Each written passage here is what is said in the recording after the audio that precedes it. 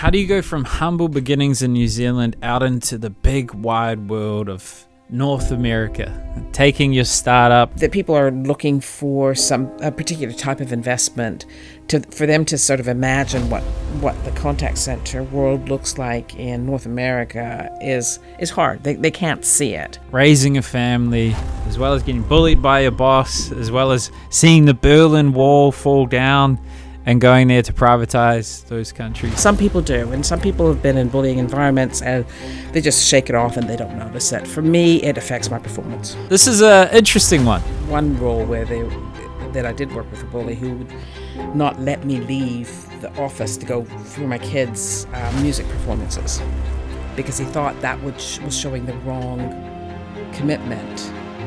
And I'd be there from 7 in the morning till 9 or 10 o'clock at night, and when I left, somebody said, it's been so hard working for you because you're such a machine. If you've ever felt that you're fearful of pursuing a dream that seems almost too big to achieve, this one's for you. All right, well, let's see what happens. Okay. So we're started the podcast just now. Okay. And I think people are always curious about who they're going to go on the journey with for the next hour. So how would you sort of encapsulate what you're doing at the moment? So what I'm doing at the moment is I'm a co-founder of a business called Portio, which uses emerging technologies. Currently, of course, that's AI, to improve the way people work and improve outcomes for customers. So our focus right now is on using AI in the customer services world to improve the way incoming conversations are handled by agents, reducing some of the real mundane parts of their job so they can focus on actually getting things right. And I think most people will have experienced a customer services center where they wait 3 hours on the phone, or when you send them emails, it comes back and says it'll be a month before we respond. In the States, that's just amplified. And so there's a huge issue here, and everyone's talking about AI fixing this. We've been doing this for a couple of years now.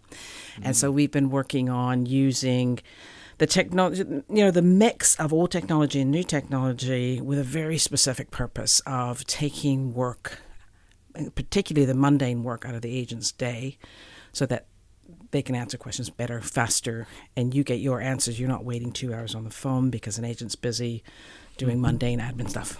And by agent, you mean real estate agent? No, so this would be a customer service agent. So somebody's answering the phone or answering your emails. So agents are in an IT sense, it's your help desk engineer that is busy actually doing a lot of mundane stuff instead of fixing your problem that you're probably quite emotional about because you're in the middle of trying to do a podcast and you can't get onto your equipment, right? I'm inaccessible. Don't send me any emails. There's no AI chatbot going to talk to you. Okay, interesting. Well, I think as well, just to rewind a little bit back, just to understand you, where were you born? Where are you from? So I am Canadian. I was born in a place called Edmonton. It's a very, very cool place in Alberta. I spent most of my life in Calgary, though, which is right beside the Rockies. It's a beautiful, beautiful part of the world. I mean, Calgary itself is pretty, but the Rocky Mountains are if you've ever been there or if you've not been there, go, because I was just gone back for a few weeks and did the drive from Calgary to Vancouver, and I've forgotten how beautiful it was, but it is a stunning part of the world. So I grew up in Calgary. Went to school and university there. Was it easy? Were you good at school? I was, yeah. Yeah, you're the nerd. Did they pick on the teacher's pet or what? No, I'm not sure if I was the nerd. So I was the one that got through the exams, but didn't. I'm sure there's somebody called me a nerd. I'm sure there's many people that called me a nerd, but I was also out doing stuff, and so I was not your typical nerd. Yeah, did you do sports or did you dance or did you? Oh do gosh, I did or? Some sport. Oh yeah, I did. I wasn't great at it, but I did it. Hey, I was even a cheerleader for a year. Oh, what? Yeah. Jeez, here I am being a cheerleader. So I've seen it in the movie. I've never experienced it. Huh? Cheerleader. So I'm not going to ask you to do a routine or anything. But what would you do as a cheerleader? Oh, it was. We got into the championships one year. So it was sort of it's gymnastics basically. Wow. gymnastics to music within a group. Did you nationals? Is it or Oh, it was or? it was the provincial competition that we Cool. got into. Yeah, that was big. I was in intermediate school then, so Jeez. that was pretty great. What do you win if you win? Do you remember? That's the easy test. Oh, I'm sure we got You a were there a ribbon few or years something ago, right? amazing, something amazing like a ribbon or a little trophy that you put on. I mean, schools that's what they give you but that's enough because it's about being there and being part of the team and winning. And was it before participation medals? Is it? oh no, Any no, thoughts on that? we got we definitely there was in every sport. Yeah, I usually got the participation medal. Oh, watch out. Yeah. Congrats. I wasn't. I had fun in sport, but I was never a very strong sports person. You're too busy studying, so you can have that accolade. Possibly, or I smart non-nerd. high hand-eye coordination was just never there. Yeah, fair. So, what about so you did the cheerleading, Yeah. and then you did the study, and then you went to what did you study? Accounting or? Yeah, I studied. I had a business degree. I did accounting with a minor in psychology. Random. Do you find people interesting about? I do. Yeah. So I love learning about people, watching them, talking to them, understanding what they do, what makes them tick. And certainly, I mean, in senior management roles, I think I use psychology more than I use my accounting training because it's all about motivating people, right? And when you're in management and communicating with them. So if you have a true interest in how people are motivated and how they listen and learn, then that gives you much better chance of being a strong manager. Yeah, that makes sense. I call psychologists wounded healers. Possibly. Yeah. I couldn't quite get myself to go into psychology, thinking that what if I got it wrong? Because there's so many different theories on how to help people, and every class I took was quite different, and they were approaching it a different way. I thought, what if I choose the wrong one for the wrong person, and I really messed them up. And then I went to finance and realized that actually the way I can really mess somebody up is mess with their money. Yeah. That really messes with people's minds. Yeah. But I've not tried that, but I've noted You haven't tried messing with people's money? I haven't tried messing with people's money to mess with their minds, but Yeah. But yeah, that whole the background in that interest in people, the psychology, the sociology stuff that I did was formative, I think, in the way I did my job as an accountant. And then, like people and understanding them, looking at balance sheets, where did the well, balance sheets are only a reflection of what people did, right? Okay, go on. Yeah. So it's a numerical representation of the joint effort of everybody in a business. And so I can see what happened because I can see the balance sheet and go, I know what happened. I know what people did. And I know how, motivating them is about looking at their commissions if they're a salesperson and how do I use financial management to motivate people to do the things that we want them to do. So it is numbers are not numbers. I use a calculator to add basic things I could probably do in my head, but I don't anymore because the number is just the number because I only see it as a representation of something rather than being a number in itself. I'm wondering is on that, like, I don't know if you could give examples of like you're scanning some form of, financial component of a business and it indicates a behavioral issue or a leaking boat, or is there things that you like, if you were to scan through it, you notice and you're like, oh, this is what's going wrong? Yeah, certainly once as you get to understand a business, and I was in a business some years ago which we sold, and I later went back to help them when they were short of a CFO, between CFOs. One job was to pick and find a new CFO, but I went in there and I knew this company well because I was a part owner of it, and so I really knew the business. And a couple of years later, I went in and I looked at their budget and I went, this isn't going to work. It doesn't work. I can see this here, that's not going to work because that connection doesn't work with that way. You can't have that many salespeople and that revenue, or you can't have, you're never going to deliver that revenue with that many delivery people. It's just, you can quite quickly look at the basic numbers when you understand a business. Those two don't match. So we need to put more people in this segment to do that, or we have too many people in sales, not enough people in delivery. It becomes quite clear when you know your numbers. Yeah. Is it like something were you ever surprised or shocked about, like when you, because the numbers don't lie, they say, and I've heard of a lot of instances where someone gave too much, I guess, trust and oversight to an individual, and they capitalized on that, and then they're up shit creek without a paddle.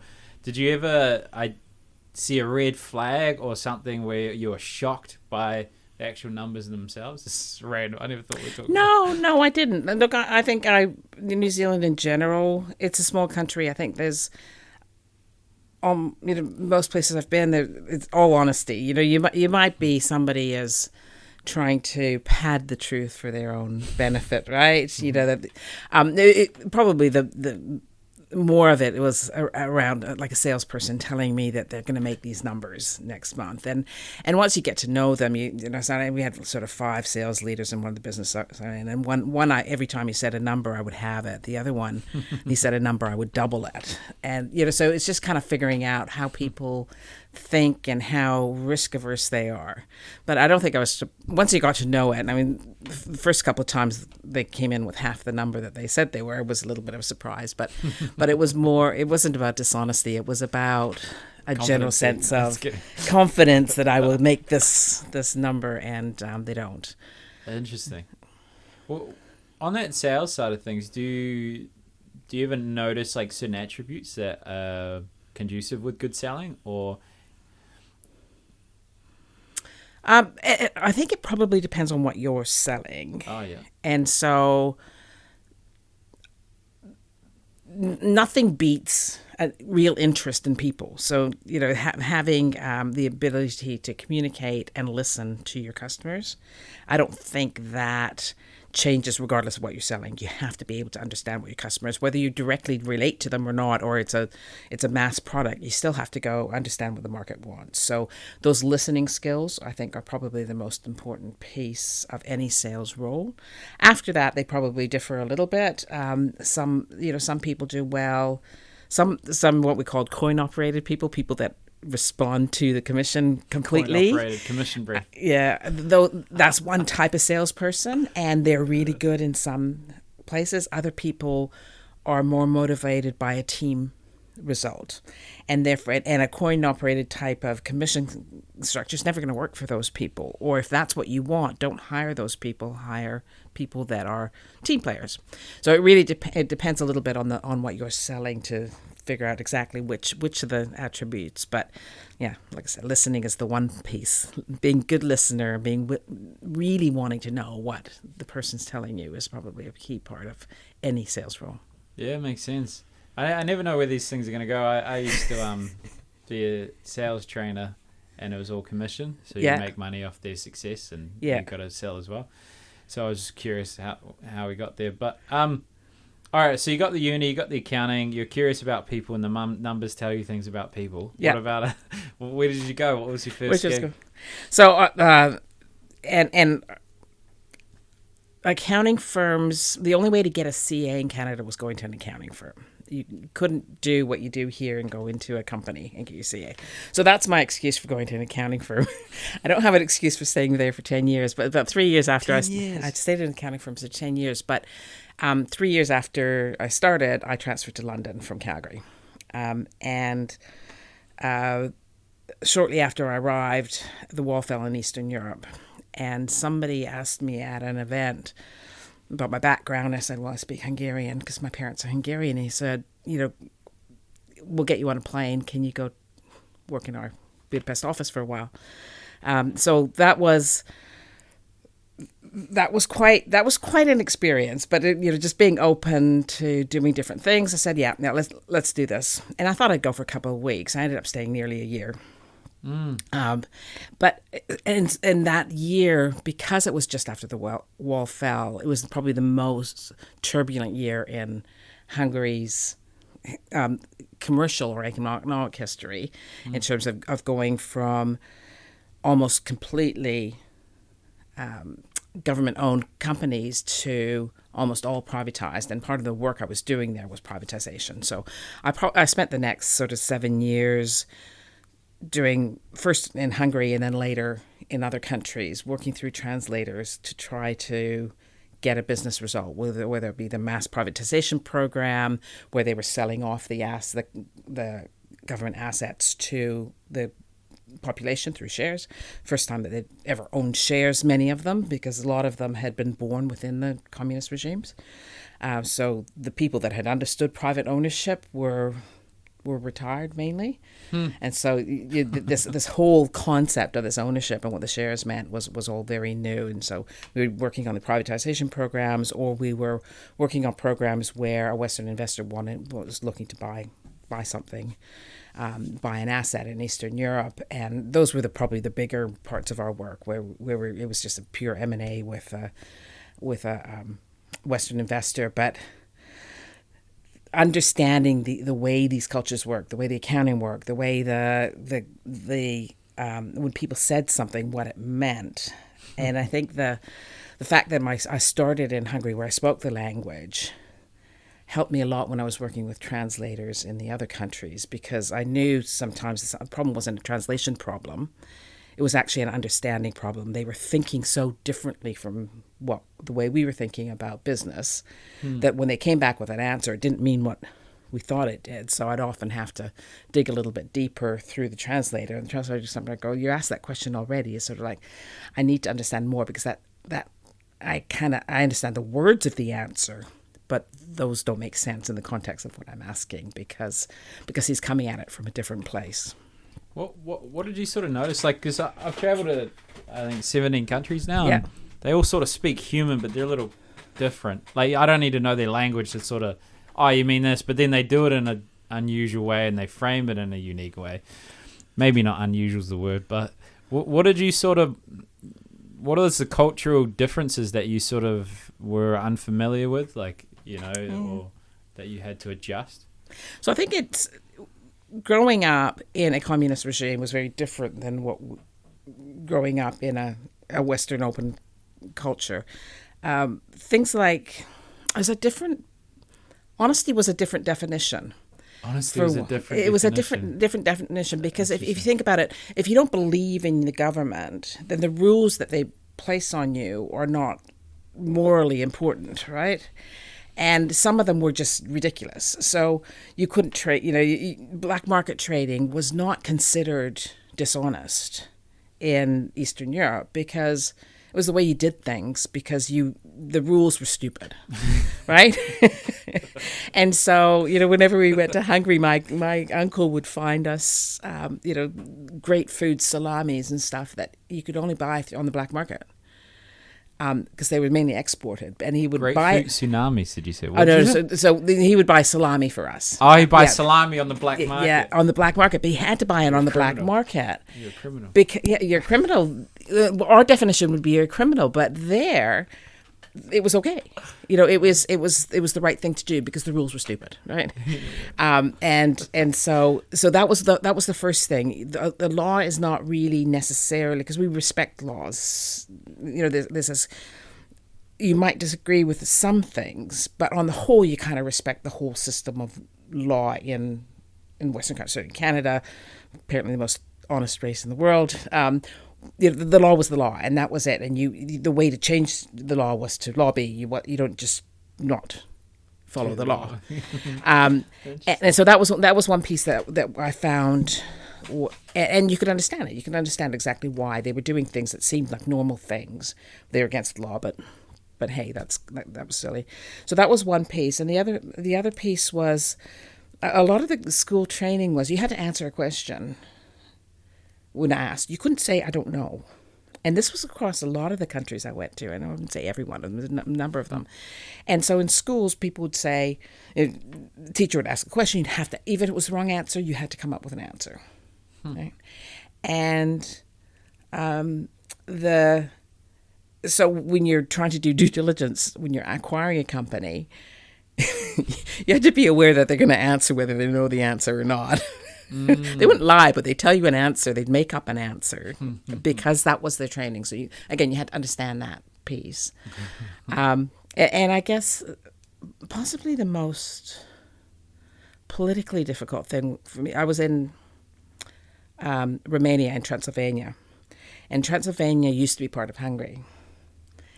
But I wasn't allowed to speak Hungarian to the staff because at that time that was against the law to speak Hungarian in a corporate setting. So they would have been fired if I spoke to them in Hungarian. So I had to work through a translator, despite the fact that we clearly could understand each other in Hungarian. Wow. And a lot, I don't know what it's like now, but it was still, so that was an issue for the Hungarians in Transylvania at the time. So that's probably the only political point I'll make. Yeah, safe. But yeah, it was. So there's, it's just they just were brought up, and the people I was dealing with, almost their whole lives were in this regime, and I guess it was. I feel sorry for the people that sort of missed out on that next phase. So some of my friends in Hungary, for example, their kids are doing fantastically. They're very smart. They've had Western education, or education was actually quite good in Eastern Europe, but they went and did jobs in Western Europe. They have a little bit of money. So their lives are quite different than their parents' lives, and their parents just kind of missed out on they weren't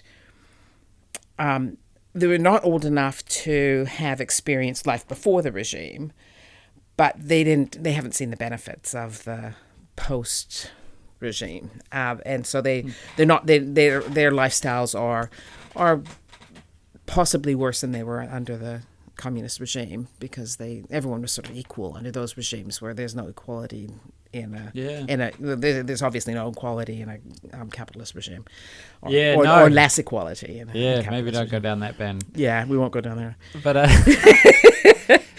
there's another place you might not want to go down is there's a guy from your country, Jordan Peterson. Some people like, some people don't. I like him, and he was just talking about in a regime like that, it requires people to lie in order to maintain it. And then the challenge is, like, say, Nazi Germany, I think it was a third of the population were informants for the government. So you think within your own family, and then you play this little game. So it's interesting that the law wasn't the law, and that you sort of confirmed it in a different way. Yeah. So, okay, you're there and you're translating when you don't have to translate. Yeah. And so, but I did a lot of travel around through all of Eastern Europe, and some of it was very interesting. Sometimes it was a 4-star hotel. Sometimes it was cockroaches running across the table because it wasn't a 4-star hotel.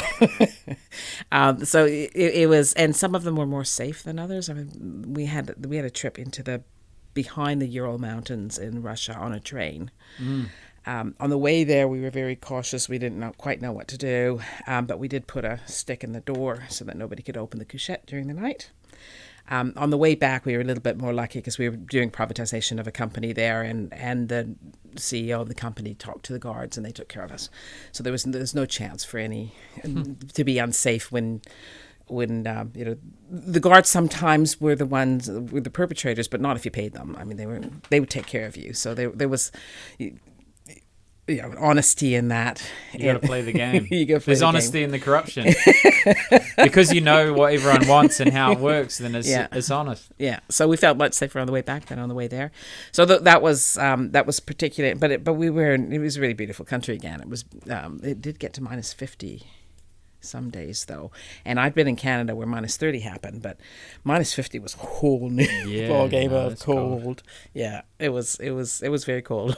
Jeez. And we were privatizing a bakery of all things. It was one bakery for a town of 2 million people, so it was a big bakery.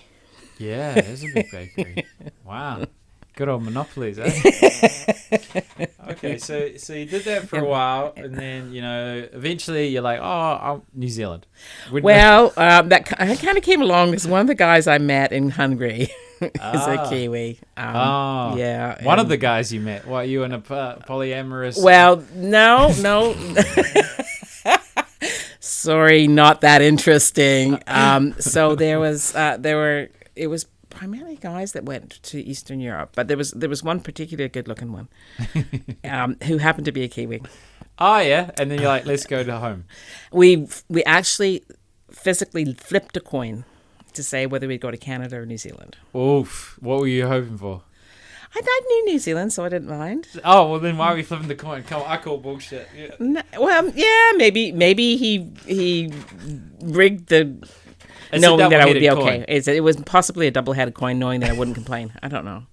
But the deal was we come to New Zealand for a year. If we like it, we stay for 5. And after 5, then anything goes, right? By at the end of the first year, I loved it. I mean, it's obviously a beautiful country. I love the beach. And, I grew up in landlocked country. So coming to here, which is completely ocean locked by comparison, it was great. So I loved that. By the time 5 years hit, I had 2 kids. Wow. So you married this handsome man? I did marry the handsome man. Oh, bless. Yeah. Beautiful. Sorry, go on. So you come here, and then was it hard getting a job? Was it easy getting a job? There's not much communism here for you to privatize. No. So just basic, going back to my accounting skills, and just I worked through some of the big companies. I was started at Fletcher's. Fletcher Energy, when it was, I came from Calgary. I walked in and said, I'm from Calgary. They say, you must know oil and gas. I said, yeah, I must do.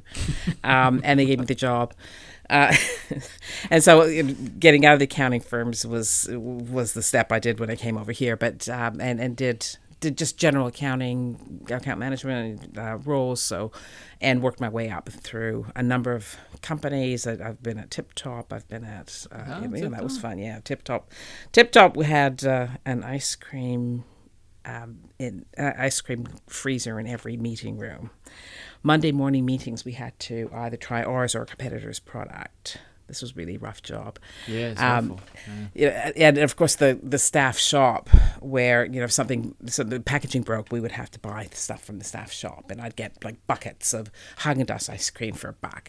Wow. My kids were young at the time. I was favorite mum on the street. Yeah. Because we always had ice cream in the house, and it was the good stuff. Yeah, top tier stuff. Just the packaging had broken, or something had gone wrong with the packaging. So, but we also got to try. There's this mad scientist at the time that was running the R&D department, and he came up with some of the most. I mean, he came up with things like Big Bicky and the Memphis meltdowns and all those kind of things, and the technology to make those happen. But he was always coming up with some interesting thing to try, and some were good. Some didn't really make it to market because they were a good attempt, but not so good. Wow. But they were never going to make it in the market. So that was fun. What's the secret to tasting ice cream? Did they teach What's the you? secret? Is there or what's his process for discovery? There is no process. Do you like it or not? Yeah. Oh, is that it? Yeah. In terms of new flavors, we did have to also help out with the quality assurance stuff. So we would have to try once a week. I would everybody was rostered on to try the ice cream, and you would just check the creaminess. That was a creaminess test. So they'd do a couple of different.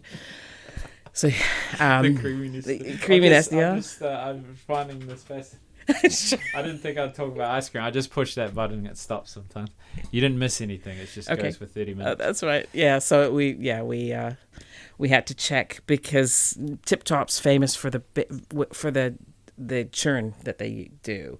For the churn, they're famous for the churn. They are. First time I've heard that, so I live under a rock. Because you live under a rock because you didn't know that that's the creaminess in the ice cream. But it's because their ice cream is so creamy because of the way they churn it. And you can't, you've been signed one of those things. Whatever it is where you can't talk about it? Or what's the secret? The secret is the attention they put on the churn. There's other ice cream companies, in my view, don't put as much attention on the length of time that they are churning the ice cream. And that's why Tip Top ice cream was creamier. Yeah, it's top, yeah. So you just churn it longer, creamier. Yeah. Okay. And I'm sure this R&D guy is sitting there going, oh my God, Susan, you so undersold what I do. I could stir for a long time. I could even get a machine to do it. Okay, all right. And then you talked off air a little bit about an experience where, you don't have to name or shame or anything, but it wasn't as tip-top and so there was cream. So I guess it's if you have a broad career, you're going to come across better managers and worse managers, and PC way of saying it. Yeah, PC way of saying it. And look, I would. There's definitely bullying in my history. It was pretty unpleasant.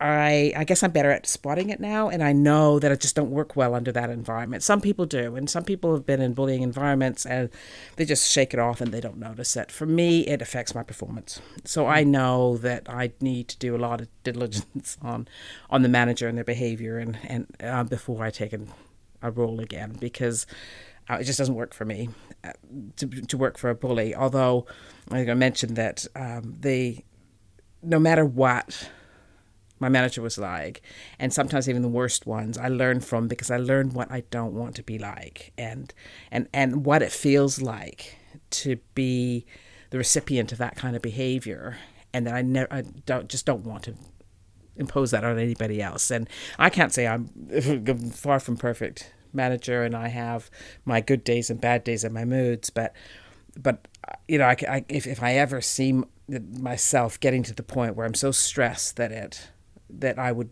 behave badly, I'll get myself out of that situation and make sure I'm not, you know, and I think it's from learning from those people that I didn't enjoy working for, that I am more aware of it in my own management style. Is there a cons to that approach, in a sense of like, some people believe, you know, as a leader, you should never let them see you bleed. I don't agree with that. No, I don't agree with that either. And then that's certainly something I learned at this one role that I did work with a bully who would not let me leave the office to go for my kids' music performances, because he thought that was showing the wrong commitment. And I'd be there from 7 a.m. till 9 or 10 o'clock at night. And when I left, somebody said, you know, it's been so hard working for you because you're such a machine. We don't feel we can have a life because you don't. Oh, well, that's, yeah. We won't do that again, because and showing the humanness is really important. They should show. Yes, they will show. They know if I'm in a. I think everybody knows when I'm in a bad mood. I did ask somebody once, how can you tell when I'm upset about something? And they said, you go completely silent and your typing gets louder. So I don't think I don't try to push my mood onto people, but I'm not completely good at. I don't try to completely hide my moods either, but I certainly want to make sure I'm not taking it out on anybody, which is the difference between, I think, a bully and somebody there's a little more self-aware. Self-aware bully. Self-aware bully. I know I'm doing it, and why? And I know I need to stop it. There was an interesting story I heard of a CEO that would leave at 5, but they caught him in the car park taking calls, because he wanted to create the perception and make it okay for other people to leave at 5. And I never really thought about, like, because I love work. I mean, if I have a day holiday, I'm like, oh, this is a bit long. Like, get back to work. Yeah. And sometimes, you know, I'm just exhausted. I'm like, okay, I'll listen to the body. I just won't do any work today. I prefer the flexibility of, like, you know, friends, they had a close person in life with serious health conditions. And I was like, oh, well, I'm just not going to work, and we'll eat breakfast together, and we'll look, you know, I'll be there for you. And yeah. To me, that's more about life. But you talked about, you know, 7 a.m. till 9 p.m. and, you know, missing the musicals and whatnot. What do you think of work-life balance? Right now, I probably don't have a lot of balance because I have a startup. But I guess it is a little bit different when it's a startup and it's your company. I've chosen to do this. Is that I love every minute of what I do, and I do have a lot of balance. I can do things whenever I want, but there's a lot of it. There's more than 40 hours a week of work to do at a startup. So, but yeah, I balance it. My family is still incredibly important. My kids finally moved out. Finally moved out. Did not you that cry? I did not. No. Are you happy? No, I think it's good. It's great. They found a place. It was more. Prices were so high they came home for a little while, but they've got their own place. But you know, they're still an incredibly important part of my life. I will drop things, even a call. I was on a call the other day, and other than customer calls, when I go, if it's important. But if I want to call with my colleagues, and my son's called me a second time, I will pick up the phone. I'll say, look, you just hold on. He's called me two times now. Yeah. There's something. The 2 times means that there's something they want, and that's fine. So I think I do have I think I have a balance because, my kids have grown up. I don't have that commitment that I did earlier in my life when the kids are young. You have to react when they need something, not when you necessarily want something. So I think I did all right. I took a number of years off so I worked full time, but then I took a couple of years off. I took a year off with the first one, second one, and took another couple of years off. And then in between, I took another year off between roles and spent time being the at-home mom. And I think the kids appreciated the balance. I think they're proud of telling people that their mom's has a tech startup. And so they're definitely proud of me. They both help me in various ways. One does a little more marketing. The other one was actually coaching me on speaking the other day, on public speaking. You did well. You're killing it. I'll let them know. But it's, so I think I have balance. I think there were times in my life I didn't have enough balance, but I knew where my priorities were, and if it got in the way of the family, which is what was my priority, then I did take steps to change. Possibly, the thing, I probably didn't have as much time for my friends. But many of my friends also were professional women or men, and so we found time to catch up, and we never took offense if somebody didn't have time. If someone's busy, we got it, and we catch up when we can, and and all's good. Well, on the professional woman part, because I essentially just go through systematically call people, so then I try not to have biases, so then I have just the actual demographic of the environment. So there's not too many women that come in, so I always try to talk about the balancing of motherhood and the pursuit of career, and also how to be a woman in a male-dominated world in some regards, or in a business, and being a leader and feeling, am I being too bitchy or am I being too masculine or whatever. So what's your sort of advice for being a professional woman and also a mother? So a couple of key things. I think early in my career, I had this view that if I ignore the fact that people treat women differently than men, then everything will be fine. I'll just ignore it. The glass ceiling won't exist for me, so I will just keep working on it. Okay. The glass ceiling does exist. And after hitting my head on it a few times, I think probably not until these words around unconscious bias came out that I really understood that it isn't about me ignoring it. It's about me understanding that a lot of it is unconscious bias, and stay away from the people with conscious bias, but self-aware bullies. Yeah, self-aware bullies. But the unconscious bias is what gets you. And so learning more about how unconscious bias works helped me a lot, and accepting that it exists, not that it's right, and I shouldn't change my aspirations because it exists, but there are times when I have to do something differently. I was on a call just yesterday with a VC, and there's a really good TED Talk about how the way VCs ask questions of women and men, and it's all about the unconscious bias. And I was very much, I very much felt that what they were talking about, the TED Talk, was applying to me in that situation. And I'm not sure I got it right. I get defensive because it's sort of an attack rather than a question. And so they ask you to prove something, whereas men, they'll often ask to assume that they know it and just ask them to explain it. Yeah. Okay. And so I did get defensive, and afterthought, I did it. I did exactly what I know not to do because the person's asking me a question in a way I need to flip it. So it's just constantly being aware of that you do need to deal with unconscious bias in the workplace. I regularly tell people about the couple of conferences I went to last year in Canada. One was in Toronto called Collision. I'll name it because it's the exemplar. 48% women at a tech conference of 38,000 people. Yeah, nice. That is amazing. Yeah. A couple of weeks later, I went to one in Washington for another organization, which wasn't that. Yeah, no. And so things are moving forward. So I think that's great.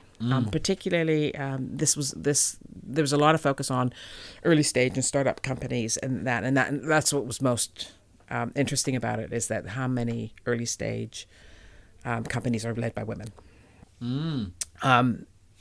Still a battle, obviously. The funding, there's all sorts of funding, different versions of stats on funding men versus women startups, but it's important to understand that there's a problem. I guess when it comes to being a mother and having a career, I think it's about going into an organization where that is acceptable or encouraged. So when I left one organization where I wasn't allowed to go see the kids' place, I went to another one where the CEO was having a child in a couple of months.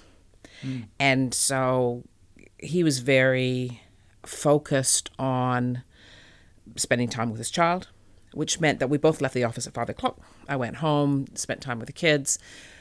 I would still need to get back online, but put the kids to bed and got back online. So I still do the same number of hours of work. And I remember somebody that was at work till 7 or 8 o'clock because their kids were older said, "Susan, you're emailing me at this time of night. I'm expected to be here." So I'm like, no.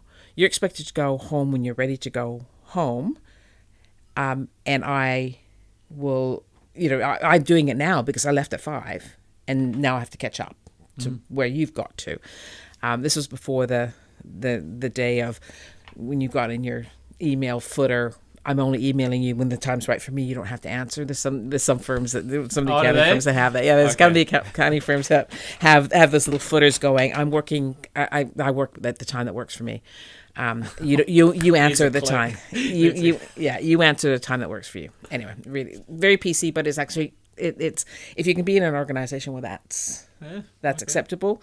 That's the way I worked. Is that I did work. I made sure I had time for the kids, but which often meant that after the kids were in bed, I was working, which is fine. Yeah, you've done 41 minutes of solid podcasting, by the way. I'm in two minds about it. It's like, on one hand, I have a whole lot of blokes on the show, and I don't like ask them what's it like to be a bloke. You know what I mean? But then I'm also thinking there's people listening to this that are torn between the pursuit of their career and being a mother, or are feeling the unconscious biases in an organization. So because you're just a business person, you know what I mean? Like, who cares a fuck if you're a woman? But then there's also people that actually need someone to be an example of success for them. So, yeah, I find it hard. I was on a seminar, a tech women seminar recently where. I won't say which country because that doesn't help either. Where there's a lot of talk about how hard it is to be a woman in business, and it is. I mean, there's no question, but it's hard to be a man in business as well. There's a pressure. There's still that you're the key breadwinner. Is still a societal bias towards men. So I had pressure. In fact, we got kicked out of Play Center because I was a working mom. You got kicked out of a play center because you were a working mom. Yeah, they did. Yeah, because they didn't think that was right for the. I did cry all the way home, and then when I got home, I realized this is just rubbish. But but for me, the pressure was, why do I stay in work? Whereas, men often have roles that they don't want to be in. But there's so much pressure on them not to leave their roles. So I think we have different pressures. But you're right. Possibly the pressures on men are better known, and therefore talking about the pressures on women and being open about them is helpful.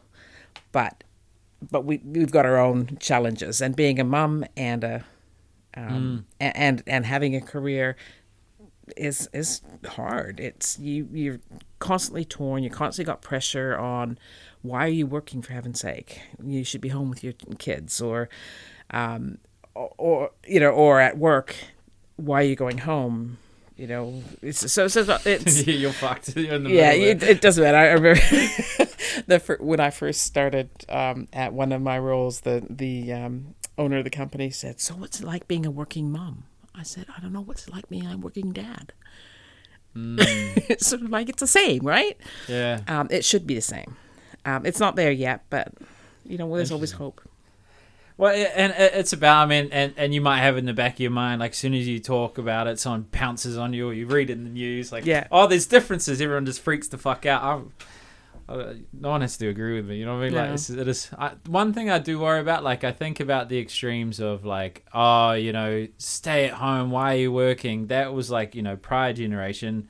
Now there's a flip in the other way, is where it's like almost the abandonment of motherhood, almost as though career over everything, and how lonely that is at 50, you know, when everyone else has got family and they're busy, and you're just like, well, what the fuck am I going to do? And then that's when grandkids come in. Yeah. But do you have any advice for, I guess, a young woman that's torn between wanting to be a mother and that professional career, and if there's a cost for either, or you can have both, or I don't know. We'll move off the woman topic soon. Yeah, no, I think you can have both. You just have to. There's a lot of juggling to do it. You're gonna be tired, but you want to figure out how you balance both, because they've both been really important in my life. My kids they are the most important thing, but part of that is that they're proud of me being a professional mom, you know, a business person. So I guess I think about, my mom gave up work, and on and off she had a couple of degrees, but on and off she went to work, but most of the time I was at home. And I thought, when I was a teenager, I was actually struggling to have a really good conversation with her, because she'd been at home for many years, and her focus was around the home. And I said I wasn't going to be that. So my kids have conversations about business and with me. And interesting. Cool. Yeah. Well, this is let's move off you just being a particular group of person. Yeah. And actually talk about your skills. So I guess, what are sort of the lessons or journeys you've had in starting this, and did you raise a lot of capital for it? You said board, so you must have got some money from somewhere. It's mainly friends and family, so we're pretty much bootstrapped. We had a little bit of friends and family that helped us at the beginning, and they're still with us. How'd you pitch it to them? Were you like, please? This is the value prop? Yeah, this was the value prop. I think it's harder than we thought at the time, but I think they kind of had a grain of salt. They just sort of went, yeah, if it's good, it's good. So we were cautious about what we asked for in terms of what they could afford, and that this was a punt, but I feel very strong responsibility to make sure that we're successful for those people that support us at the beginning. So a lot, you know, I don't think there's a day when I think I'm going to give up, but it's hard. in the back of my mind, there's I owe, you know, these people trusted me, and I want to do this, but I also want to make sure that I do the right thing for them, whatever that might be. So if we exit at some point and that works, or we continue and raise capital. So we will raise capital eventually, I hope. But right now we're focused on sales. So and that's the best way to raise capital, right? Is to get your sales up. Buy your shit, Prove that people buy what we do. Yeah. And then raise capital, and then you're raising capital at the right way. I think, obviously, being in New Zealand, there are limitations on the capital you can raise. There's there's a limitation on what people can see in the world, is how big, you know, the market that we're after is a global market. New Zealand market is very small for what we do, but the global market is actually enormous, and it's hard to see from down here. Particular, you know, angel investor groups that people are looking for a particular type of investment for them to sort of imagine what the contact center world looks like in North America is hard. They can't see it. I can see it because I've done a lot of research on it, and I can share some of that research, but I can't really share the whole big picture with them. Whereas when I go to North America, they know exactly what the contact center market looks like. So it's a little bit hard to raise capital here for a business that its market's primarily North America and Europe. But the best thing to do for any startup is to get sales. Yeah. And so if you can work, you know, keep working at to the point where you can get enough sales to demonstrate your product. We really need North American sales now to get North American investors, and we're getting there.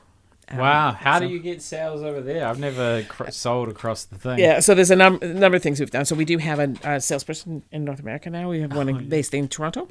So our first professional salesperson was hired in Toronto. So he's been with us just over 3 months, and he's starting to make good progress. We also have partners that already have a market there. And so we're going through them to leverage basically their sales team. And so we integrate with their products.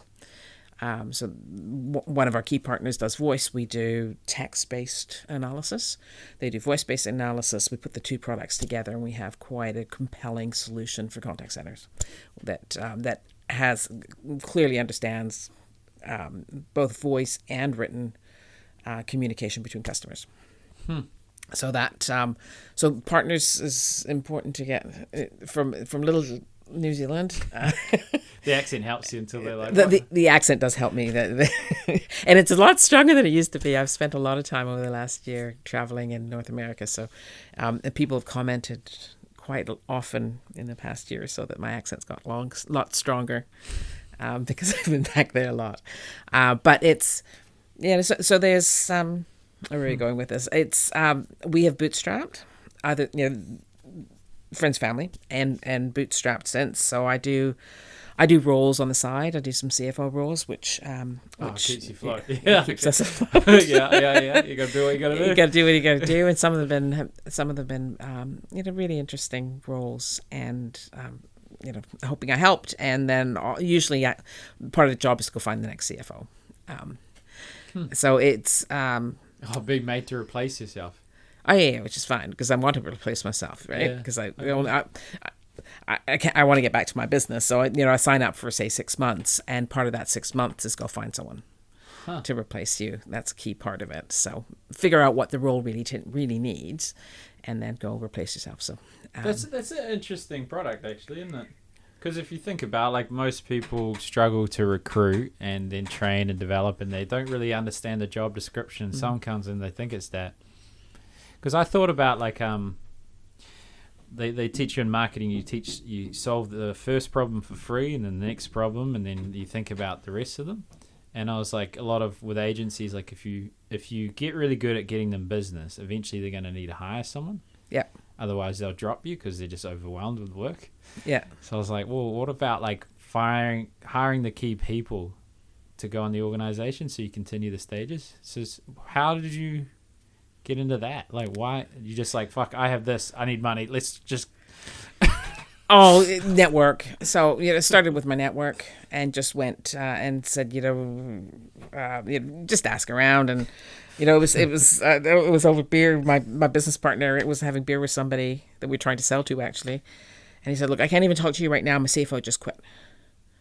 And my business partner, Scott, said, I've got a solution for you.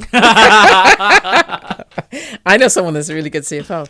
And so, so that's where it kind of started. It is that our network, people knew that I'd been a CFO, and that, so, and since then, some opportunities to come through agencies as well, but it just started with word of mouth. I could do 2 or 3 month or 6 month contract, and then get back to the business. So they're hard because I do sort of 4 days of work on a CFO role, which is a 6-day a week job, and then try to do 4 days a week on my startup in the last 3 days of the week. So it's exhausting. Yeah. So 6 months at a time is about as much as I can handle. But it does, it helps us continue to build the business to the point where we can attract the right investor, because attracting any investor is not the right thing. And what we're looking for is the right investor that will help take us the business at the right price. Now, we're not currently in a cap raise, but obviously we talk to people all the time, and so looking for those opportunities where we can take that business to the next stage, but having demonstrated to them that we can do a pretty good job. Money does help. Yeah. Money does make a difference in the end, especially with tech. What makes you choose the CFO as the business you do? What makes you so passionate about tech, or you just want to see if you can pull it off, or what's your? I do love tech. I use my CFO skills, but I also do the marketing, which I'm learning how to do marketing. Oh yeah. Yeah. And I do some of the product definition. I managed the product team for a while now. My co-founder manages the product team.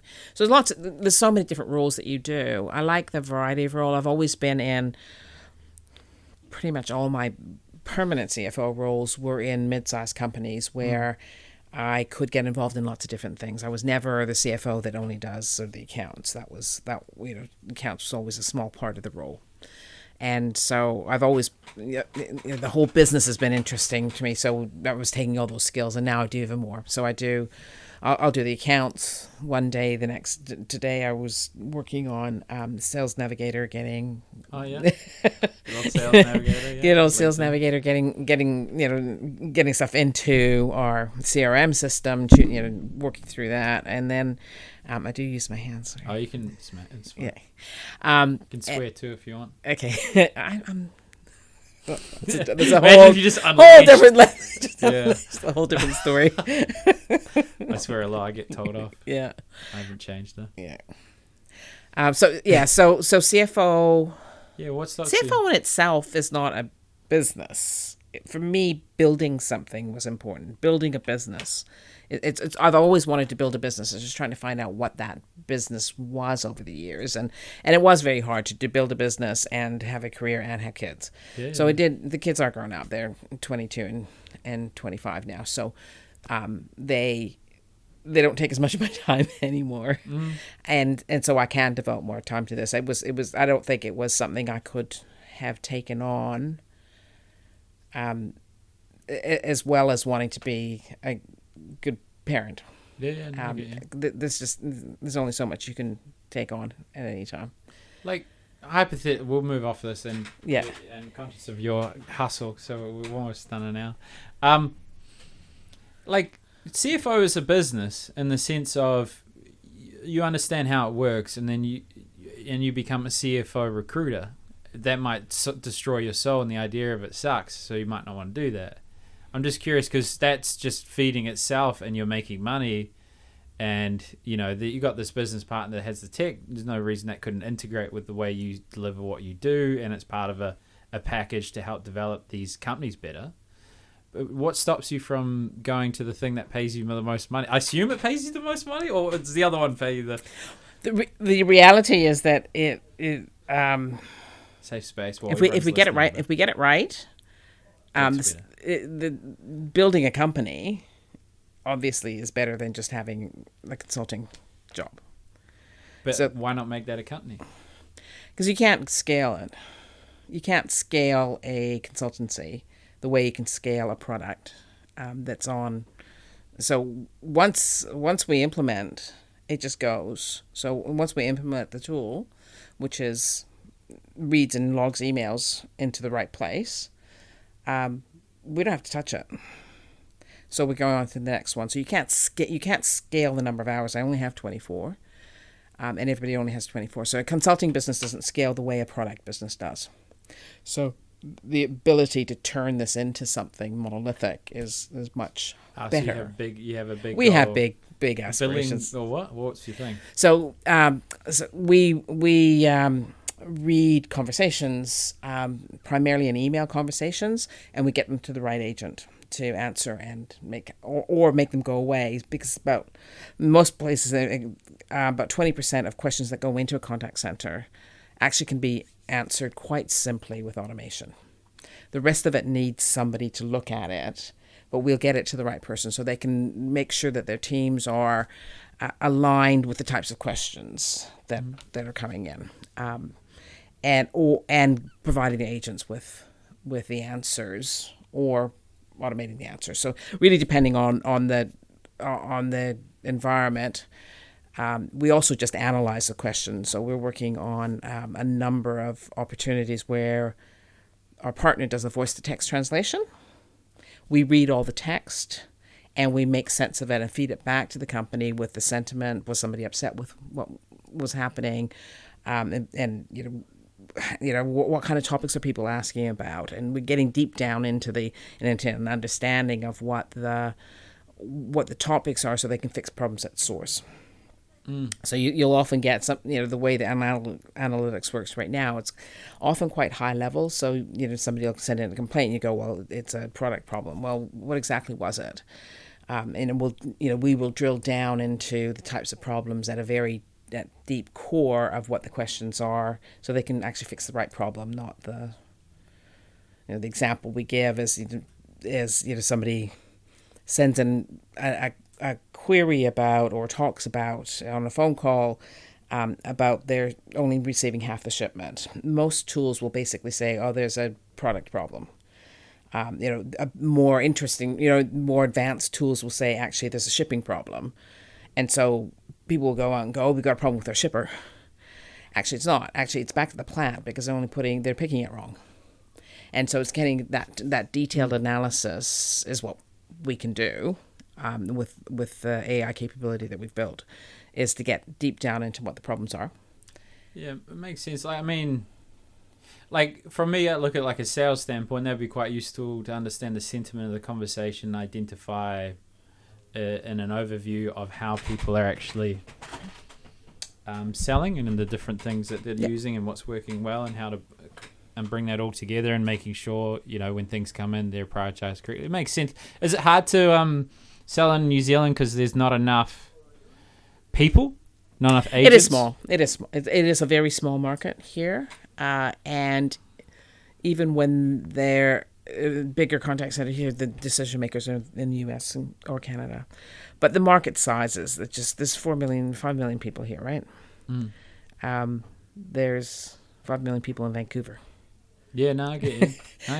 So it's it's a scale issue, plus where a lot of the decision makers are. A lot of the decision makers for the larger customer services centers tend to be in the US. And therefore you need to be there in that market. But the markets are so much bigger, and the win for them, if they can get some automation and some better routing, is so much bigger. So we'll save them 75% of the costs that they currently have to get the right answer to the right back quicker. So it does make a huge difference in even a small organization, but imagine multiply that by 100. A big contact center here might have a couple hundred people there. That's a small contact center in the U.S. So it's a scale question. It's purely a scale question. Well, listening to you talk, I admire the aspirations and the things that you're gunning for, and that's not to say you won't. I'm just hearing a little bit of the adage, like, crawl before you walk. I'm wondering, is there some low-hanging fruit here in New Zealand that is possible just to get some cash flow? Like, is it too expensive for people can't afford it, or is it you can't do it for companies less than 20 people, or what do you think? What are you getting pushback when you try and sell it to people? So the problem that we're solving happens when you're at the scale. Okay. And so yes, there are companies here with the same problem. How big do they need to be? Like, how many contact? Like, so if you probably need about 100 agents to make it start making it a big issue, to need the automation. That's a really small customer service center in the U.S. Yeah. So it's just a scale question, and there's so fewer of them. So we have crawled. So we have done so we're in market. We have a product. We have a number of New Zealand and Australian customers. We got 15 customers now. Hey, watch out! We're serving. Some of those are outsourcers, so we're serving about 1,400 end customers through our product. Or end companies, not individuals, and end companies through the product. So it's there, it's going. Okay. And we're making money. So it's profitable. profitable. It's making money. It's making revenue. We're a startup. We're not profitable. Okay. So we've got revenue. We've got a good solid, cool. good solid base. But the question then becomes, if you're going to keep, would you the same effort to sell to a small business as to sell to a big business, and really, our aspirations are big, and therefore it makes sense to look at the North American market first, where we've got an advisor in California, and I said I was in Canada just trying to work out the market here. And he goes, you do know that there's as many people in California as there are in Canada. And there's as many people in Toronto as there are in New Zealand. So it just becomes, growing a big business just takes market size, and that's all it is that's where the market is. Cool. No, fair. Hey, I'm just winging it. Challenge it. Just wing it. Yeah. So it's a market thing. It's great to have a company that is expert. We get support. New Zealand Trade and Enterprise are supporting us in terms of advice on going to market. Cool. So that's great. We've had a lot of support from Callahan as well, because our product is quite, it was groundbreaking. We were doing AI before everyone was talking ChatGPT. We were doing it. That helps us, but we've been doing some exciting stuff from an R&D perspective as well. But the big markets are not here. Fair. Well, on a dramatic conclusion, just because if you abruptly end, the retention's better.